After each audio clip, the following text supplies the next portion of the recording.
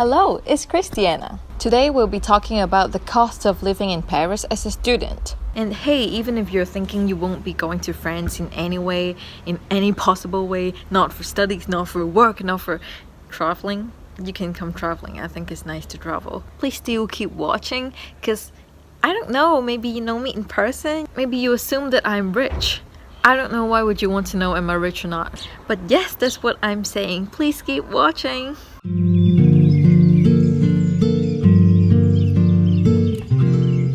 Forgive me for having a notebook because it's really difficult because I have a lot of numbers to tell you. So first of all, I think you will have to know this. There is a thing that is called CAF in France. Okay, let me do this quick. The government body, the government unit that helps families by offering different services and benefits going from early childhood, crash, garderies, education, holidays, family allowances, pregnancy benefits, and housing benefits. Well, since I'm a student and all my friends are still students, so when we talk about CAF, we're just talking about housing benefits because that is the only thing that is applicable. Unless you're a student with a baby and you're pregnant the second time and you need garderies or you need the other services. I guess when we talk about cost of living, everyone will be interested in the rent. All of you will just imagine, oh, the rent will be so expensive in Paris. Most of us, our concern is just the housing, the rent. And I'm telling you, it can differ a lot in Paris. So now I have 4 examples for you. The first one, my friend, she's living in a 28-meter square apartment, which is in the 15th district. The 15th district is quite a nice neighborhood. It's definitely not like in Hunger Games, like the first is the best and then the 20th is the worst. So it is quite a good neighborhood and her apartment is with an elevator. So the rent comes in 800 euros. Then my second friend, he has a 15-meter square place, which is in the 9th district. I would say the 9th district is a lively neighborhood.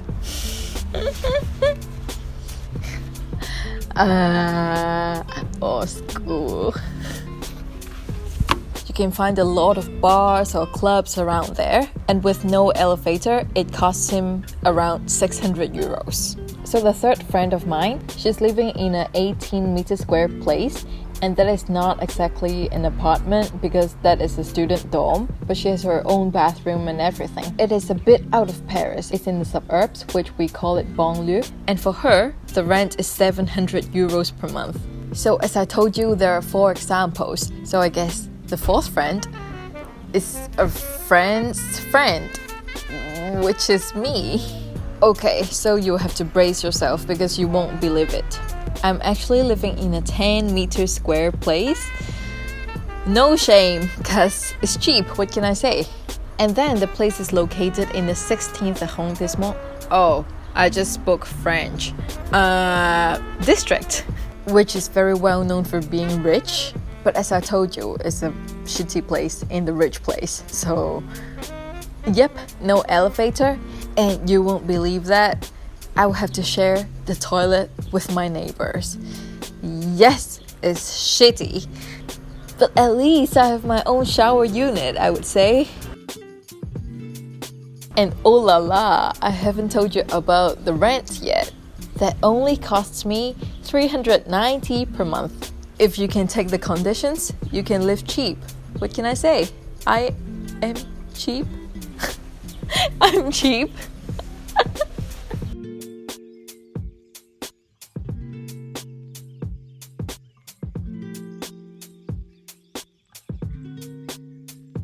Hello, welcome to the video. You all have been waiting for this moment for so long. So actually, how much am I spending the whole month? Well, let me tell you. So 390 is the housing, plus 12 euros of Wi-Fi and TV box, which I do not have a proper TV, so I've never used it. But it comes together, what can I say? Okay then, 20 euros of the mobile phone services, 35 euros for a Navigo. A Navigo is a traveling card only for the metro and the buses and the trams. Okay, maybe it's not only. I'm not sure about 35, but it's around that price because you're paying different amount each month. It's very strange. But for an adult, a Navigo costs you like 79. So I guess it's quite a student benefit. 34 for the electricity bills. 20 euros per week for groceries. When I say groceries, I mean food as well if you're gonna cook yourself. So 20 euros a week makes it 80 euros per month. So okay, when we add up 390 plus 12 plus 20 plus 35 plus 34 plus 80, it gets you 571. And from my first video, I've told you that I was working part-time at a burger shop. So yes, they were giving me the minimum wage, which they call it SMIC, S-M-I-C. So with the student visa that I have, I can work 60% of the normal hours that a normal labor could work. So it's actually not that bad. I'm working 4 hours per day from 11 to 3 from Monday to Friday. So I technically work 80 hours per month. I'm now disclosing my financial status to you all. So bam! My paycheck pays me 625 euros per month.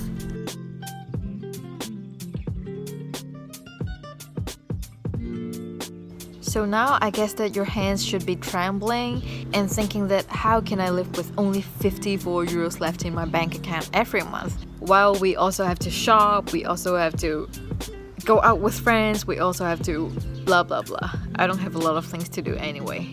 So I hope you still remember that I mentioned something that is called CAF at the beginning of the video. So for me, I get quite a subsidy. I get 272 per month. So when you add this subsidy, it actually helps a lot. 225 minus 571, yes, it is only 54. But then when you add CAF back 272, you will actually get 326, which is not bad. And before I came to France, I prepared like 2,000 to 3,000 in my saving accounts. Because this is France, although you have CAF, you still have to wait. You have to wait for your submission of the CAF and wait for it to be approved, so there's a lot of waiting. For me, myself, I waited 4 to 5 months, which is considered lucky. Some friends of mine, they waited for 10 months, or it can even be 1 year, no one knows.